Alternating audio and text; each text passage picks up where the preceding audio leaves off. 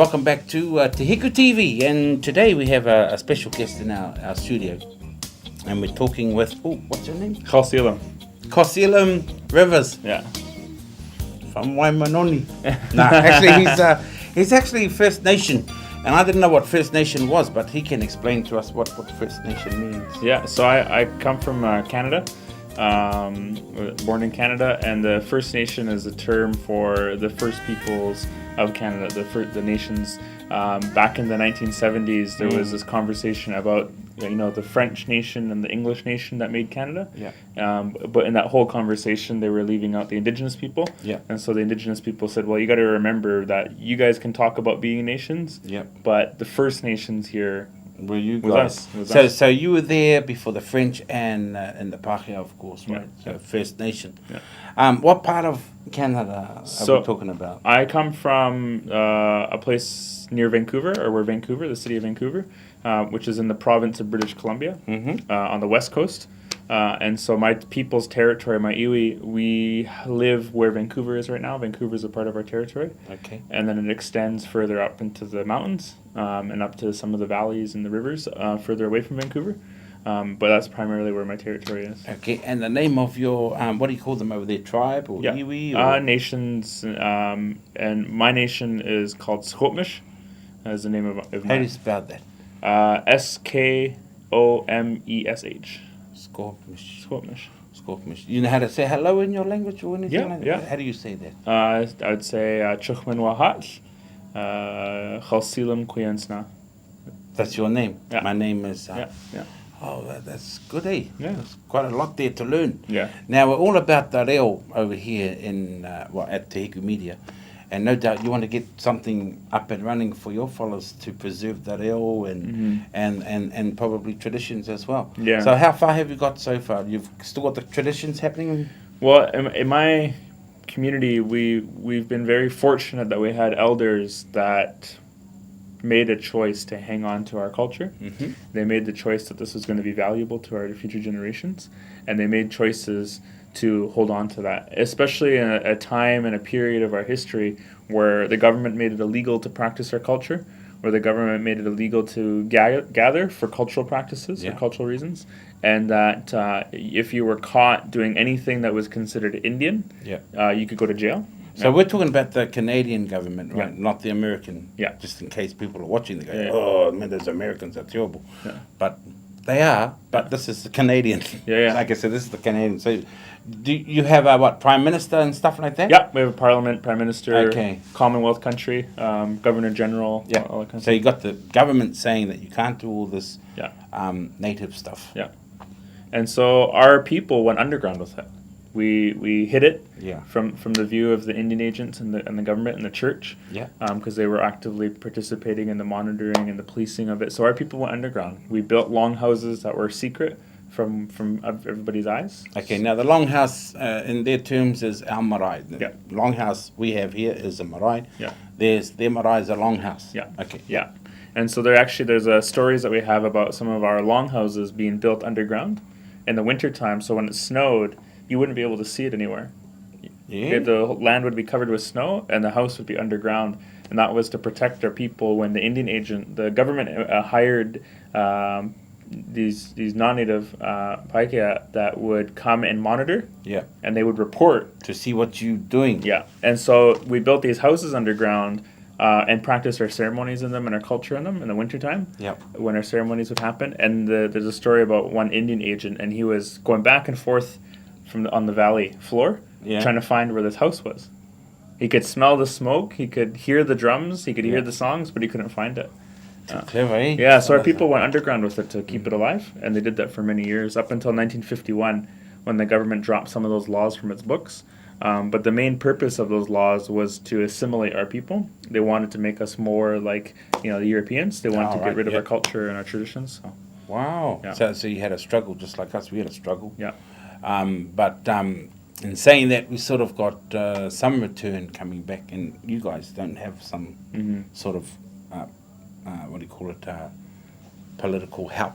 Well, one of the big differences that I've noticed while I've been here in Aotearoa is that there's a treaty relationship, and so the government has to has been held to account to a certain extent, not fully, of course, but has had to keep up part of their end of the bargain with the treaty.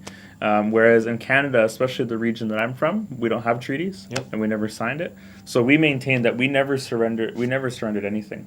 It's still all ours, and that we've never agreed to any form of surrender.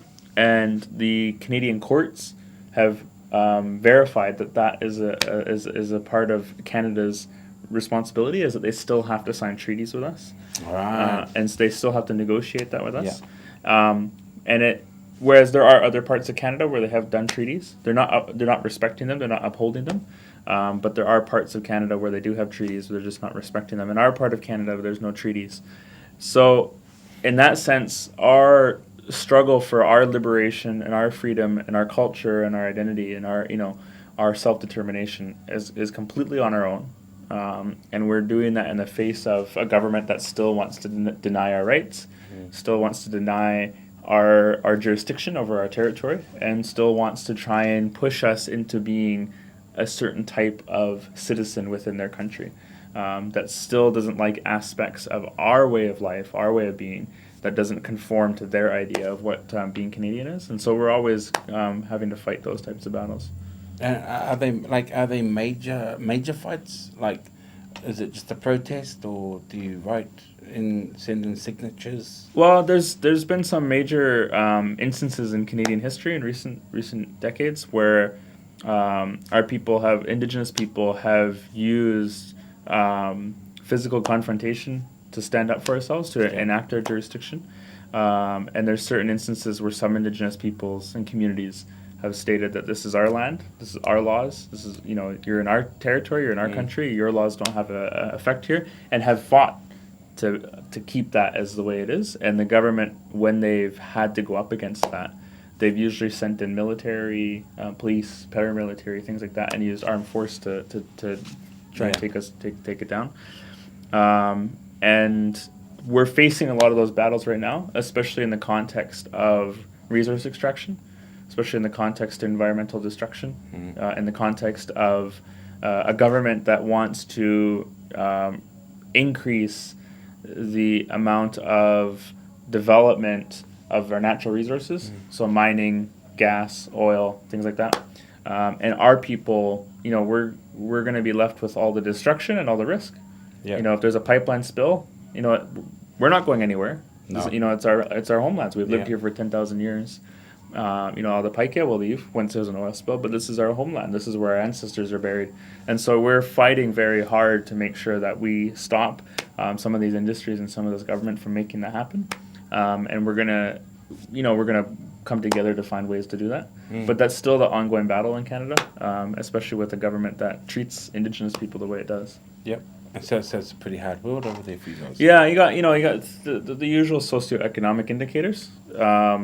Poverty levels among First Nations is triple the national average.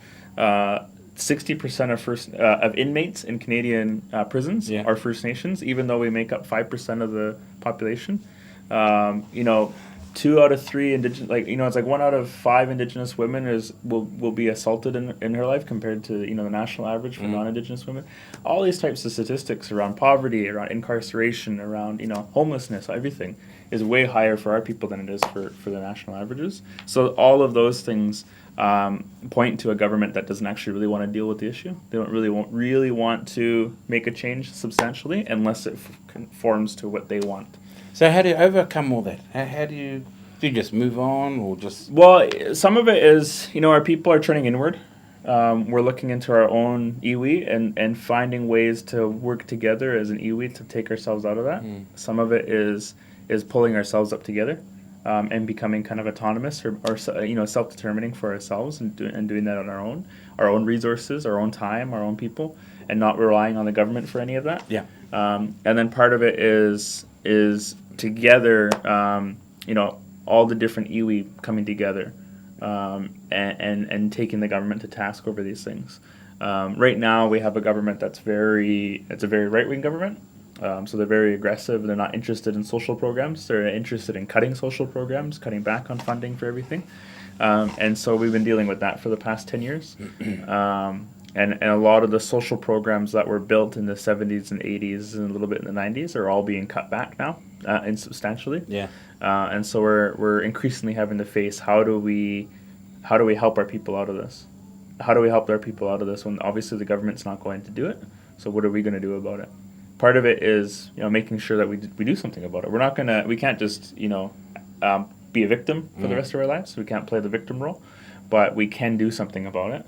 But at the same time, never forget that the government and the crown has their own responsibility that we need to always keep them to until they fill up their end of the bargain. So that's always going to be there until they start acting differently. But we're going to do what we need to do to take care of our people at the same time, right? So, Well, that's pretty good. Yeah. And how does the youth feel about all of this? Well, Now, when we talk about youth, what ages are we looking at first? I'd say 16 to 29. Yep. Yeah. So last year, there was actually a really powerful event that happened in Canada. The Canadian government, the Conservative government, was passing a bill.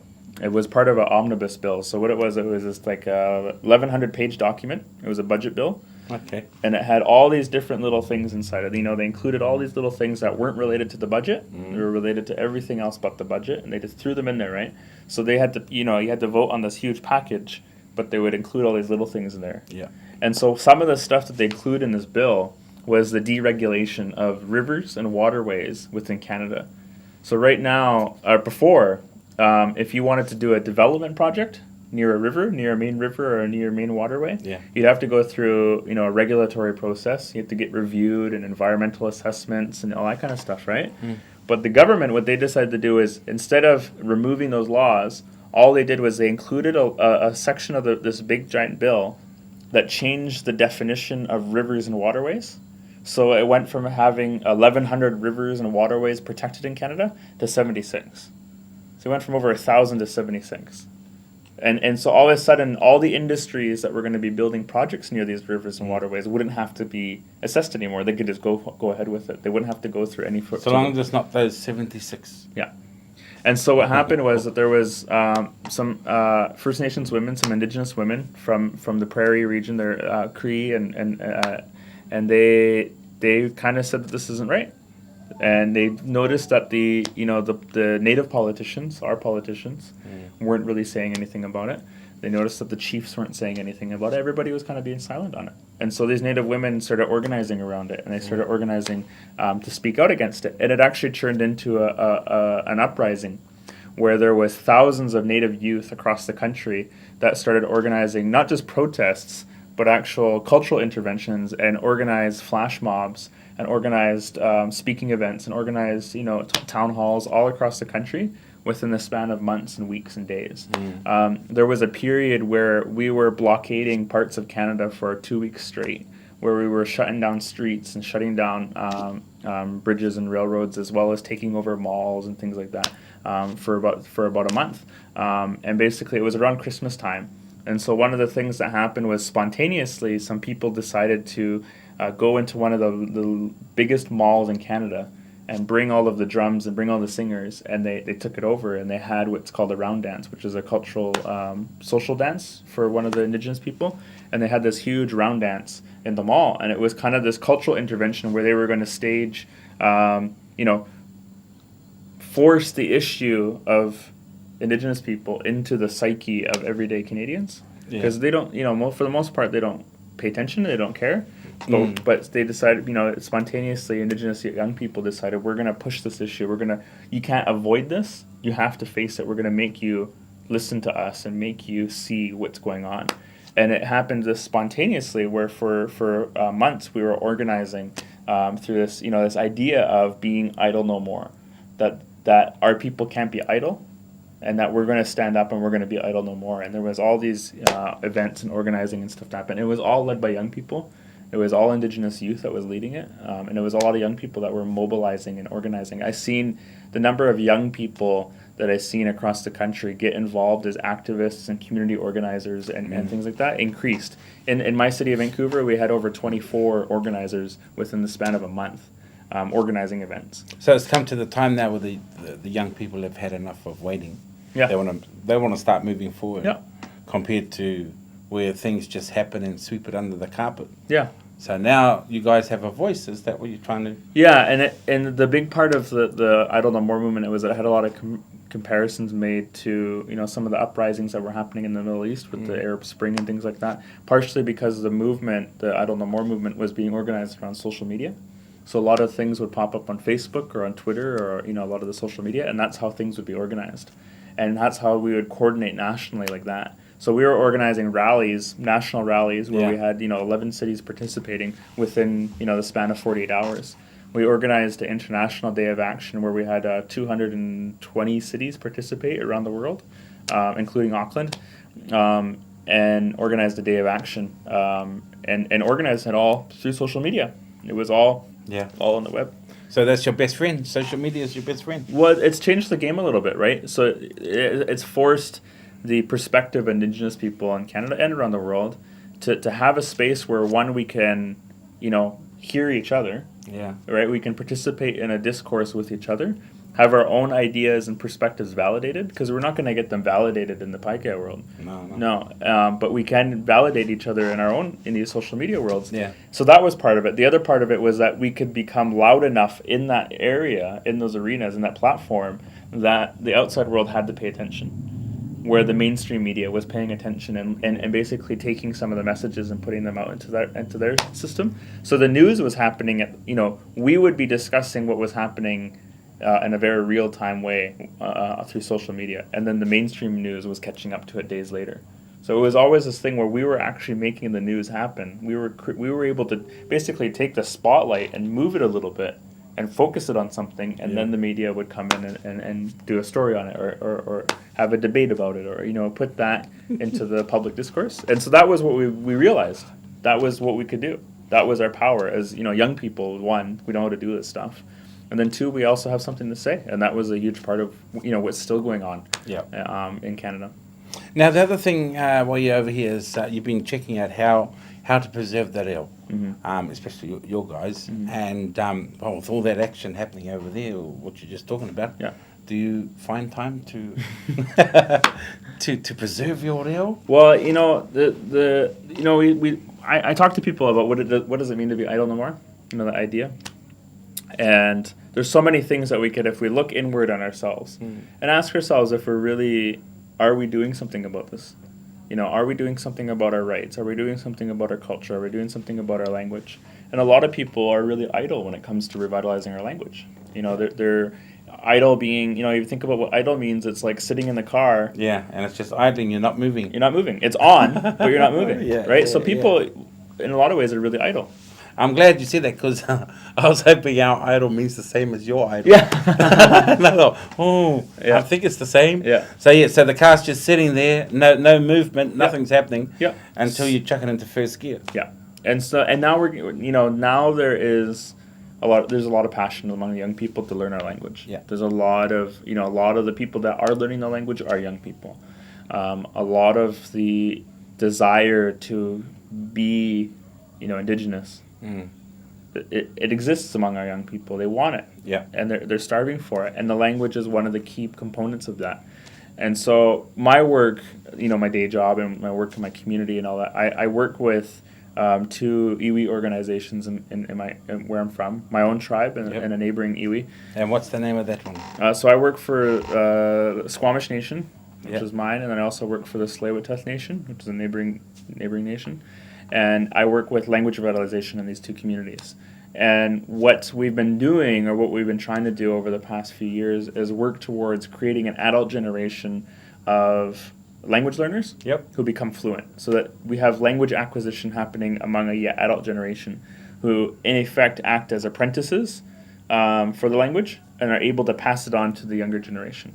Because in my community, we have 7 fluent speakers left. So we have 7 fluent speakers of my language in the world. Out of how many? Out of 4,000 people. So the cameraman's eyes are popping out, because it's like, wow, that's like, that's a lot. Yeah. I mean, that's a lot against the ones holding that ill. Yeah, and so the challenge is there, definitely.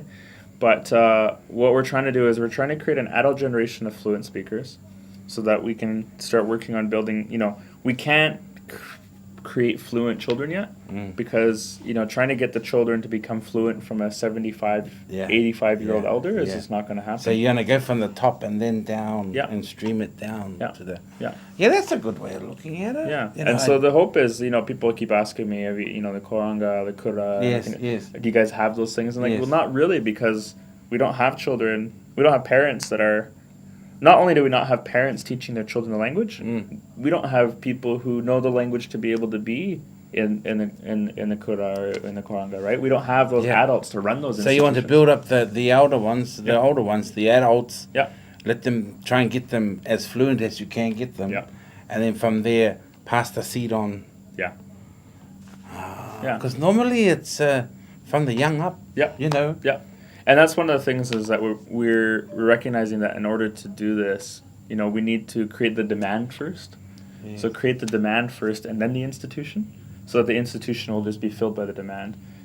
We risk, putting the cart before the horse, basically, if we build the institution and we don't have any teachers who are fluent in the language. If we build the institution and we're going to do an immersion school. Yeah. And then everybody, okay, I'll send my kid there. And, there's this relationship where people start to think like, that my children will learn the language in their school. Yeah. I don't have to do anything about it anymore. Like that's, the school's responsibility. It's not my responsibility as a parent. We want to find the parent that, these young people who are going to become parents. Yeah. Or the young people that are currently You want them to be parent and teacher. Yeah. Clever. Yeah, so that's. I like that. I like that. Yeah, so that's the plan for the next few years. Our eventual goal is to build a language academy, and so once we get enough fluent young people who are fluent in the language, what we want to do is we want to build a fluent immersion school. So what it is we'll have 10 to 15 people from the community do full-time language immersion, so 9 to 5 or 9 to 4, 5 days a week for a year. And the whole time we're together, it's just the language. We're doing immersion. No English. No English. And the idea... Just the food. Yeah. Yeah. And so the idea is we will create an immersion environment. Yeah. But we will give living allowances, living stipends to the participants. So, currently in Canada, if you're First Nations, you can apply for funding to go to university. Yeah. And you can get your tuition, some of your school books. But you can also get... a living allowance. So, you get a grant basically, and that you get $1,200 a month to go to school, right? For your bachelor's or for your undergrad. So what we're saying is, why don't we raise and elevate the status of our language? Why don't we place our language on the same value and priority as getting a degree in political science or health or law or whatever? Let's say that our language is at least of the same value as those things. Not that it, we're not going to say it's more or less or better than or anything. We're just going to say let's make it equal to, and we will not pay you to learn the language, but we will give you some financial support so you can feed yourself and put a roof over your head and all that stuff while you take a year to become fluent in the language. And so if we think about it, if we can build that, we're doing 10 to 15 people a year. You do that for 10 years. We go from having 5 fluent speakers to 150 within 10 years. And that's not even including all the other people that are going to be learning at the same time. So it's even going to be more than 150. So within 10 years, we go from, 5 to 150. When 20 years, we go to 500, 400, 300, whatever. But the rate at which we can increase the number of fluent speakers goes up. But in order to do that, we need to develop, a group, a team of young people who are fluent. And that's kind of the next stage of the work that we're doing. So my trip here to Aotearoa was basically to meet with people who are doing language revitalization, people who have been doing it for 20, 30 years, in all different ways, different strategies, different places, and look at what they're doing, but also talk to them about their experience doing it and their insights and what would they do differently and what are the challenges that they've encountered, all that kind of stuff, because, back home in Canada, there are things that people are just beginning to talk about with language revitalization. They're just beginning to suggest, like, language nests and immersion schools and things like that. Nobody's actually doing it. Everybody's just talking about it, kind of being idle about it. But people here in Aotearoa have been doing it for 20, 30 years. And so there's actually an opportunity to talk to people who have been doing it. It's okay if you could look back and give us advice, our people, our nations who haven't started any of this. What should we consider? What should we be looking out for? what will happen that we can't prepare for, or we not, we don't know. So that all that wisdom is really helpful, and that's kind of what my trip's been about so far. And has it been helpful? Oh yeah. Yeah, I've been meeting with some really, really helpful, insightful, smart people who have been doing language and really have a good grasp about why they're doing it and what needs to be done about it. And they're doing it is the other thing. It's been really, really helpful for me. Yeah. Oh, so glad. So glad you came up. Yeah. Anyway, Te Media, we're basically the vehicle for the reo. Yeah. As well as archiving and preserving. That's our strengths here. The teachings... Well, that's got to, like you say, got to come from the home or from some of those kohanga reo and the kura. Yeah. And we just carry on the method of broadcasting so it just stays alive in the air. Yeah. And preserving and archiving by going out and recording a lot of our kaumātua and kuia. Because back in the day, you've got two different types of language here. You've got te reo, which is the speaker that's been born with it. And then you've got another reo speaker that's been taught it through a book, etc. So we go out and we record and film our kaumātua. Right. Now, their dialect is different to the textbook. Right. And different to the teachers. Plus, we get to find old words that don't get used as much, and we try and bring those back out and broadcast them so that everyone knows, oh, that word means such and such, and it's like, wow, that's a new word to my vocab. So basically, we're basically a vehicle, and we're 100% Māori driven, with a lot of ideas and a few ideas that sort of slip off the ship now and then, but it works. I mean, for us, it works. Yeah. And we really wish that all this sort of stuff works too. But I'm really fascinated by the way how you want to teach all those older ones to become fluent, and then go down to the next level, to the youth. I'm like, wow, I'm not sure if that's been done before, but if it happens, and you've got to come back and let us know how it's going. Yeah, well, because that's really interesting. Yeah. Because of culture and our traditions, everything starts from small, and then you learn as you grow. Yeah. Not they've grown and you learn going this way. I don't think anyone's ever done that. Have you heard of anybody who's ever done that sort of? Well, the model that we're kind of looking at is part of the work that was done by a linguist named Joshua Fishman. And so he's developed some strategies with reversing language shift. Yeah. And he's actually created, a model about looking at where your language is at and then what the next step you need to do in order to reverse the decline. Yeah. And so on his model, we're at stage one. Stage one is most of your speakers are elders and isolated and over the age of 70. So they're older and they're separated. They don't really talk that much to each other. They're not talking to all the young people. So they're isolated in that sense. And you'd have no young people learning the language fluently, so no children learning it, and you haven't had any children learning it for a very long time. That's stage one. That's right. Like the only stage below that is you have no fluent speakers. Right, it's dead. Their language dies. Yeah. So that's where we're at. For a lot of Maori communities and a lot of the Maori history around the language, what I've noticed is that there was at least some families and some places where the language still was handed down. Yeah. And there's still some places where there was the gap between language in terms of family is really minimal. For me, I have to go to my great-grandparents before I find fluent speakers. Whereas, I have to, my great-great-grandparents on my father's side were fluent speakers. My great-great-grandparents on my mom's side were fluent speakers, but that's how far back I have to go before I find fluent speakers. Whereas there was a large, there's still, in the Maori community, for a lot of people, there was a one-generation skip. You could go to your grandparents and they spoke, or, things like that. You at least had an uncle that spoke. There was still that kind of connection. So that's the starting place for Te Reo Māori was a little bit different than where it was at for our people, or where we're at right now. And a lot of that has to do with the diseases that we were hit with. We were hit pretty heavily, our population. We went from having, in the 1700s, we had 90,000, 80,000 Squamish of my tribe, down to 300 within 100 years. Dude. And so we've gone from 300 to about 4,000 within 100 years. With 7 speaking the reo. Yeah. Oh, I'm not sure if that's a good thing or a bad thing. Yeah. Gee, that's a big jump right there. Yeah. So, in talking about that, I mean, we have the same sort of similar thing, and if we look at a triangle, we've got the older ones that are on the top there. Yeah. So once they pass on, we've got to bring through the next, Right. which means if that layer goes up, we've got to make sure that the bottom layer stays up to hold up the Right. whole frame. Right. So that's the sort of level we're sort of looking at over here, or some people are, Yeah.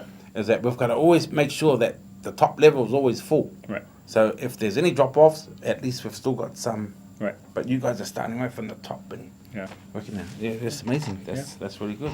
Yeah. So where to from here, mate?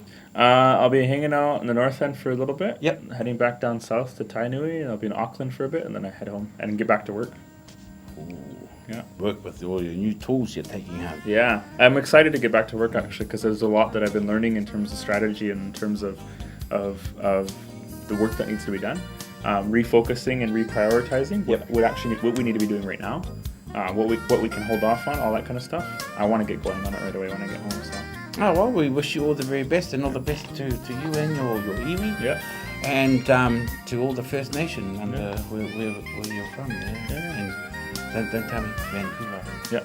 So a big mihi, I suppose, to I can't pronounce your Squamish. yeah, that's the one. Yeah. That's the one. Yeah. Well, thank you very much for coming in and having a chat to us, and well, such a treat as to know where you guys are at. Yeah. And I'm happy that you get to take some of the knowledge that we have to offer you guys, and hope you work it through the way you want it. So all the best of luck in the near future. Thanks, mate. Thank you.